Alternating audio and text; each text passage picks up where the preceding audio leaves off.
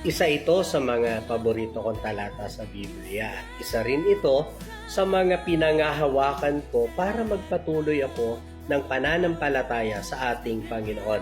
Sabi roon, 1 Peter chapter 5 verse 7, "Cast all your anxiety on Him because He cares for you." Ang ganda ng translation nito sa Tagalog.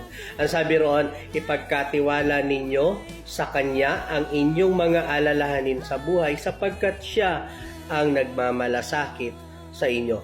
Lahat naman tayo dumaraan sa mga tinatawag na pagsubok ng buhay. Yun nga lang, magkakaiba tayo ng paraan kung papaano natin ito masusolusyonan.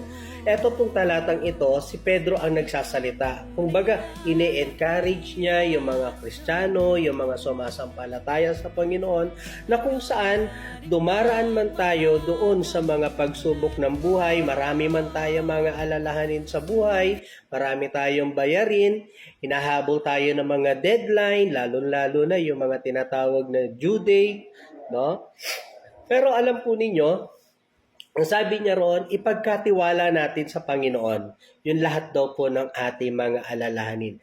Lahat, hindi po isa, hindi po dalawa, hindi po tatlo, kundi ang sabi roon, lahat ay ipagkatiwala natin sa ating Panginoon. Naniniwala po ako, ano man po yung mga pinagdaraanan natin sa buhay ngayon, lalong-lalo na yung nakakapanood nito, kung ano man yung pinagdaraanan mo sa buhay ngayon, kung matututo ka lamang na ipagkatiwala sa Panginoon, yun lahat ng mga alalahanin na nararamdaman mo ngayon, kabalisahan na nararamdaman mo ngayon, problema na pinagdaraanan mo sa ngayon, kung matututo ka lamang na ipagkatiwala sa Panginoon ang lahat.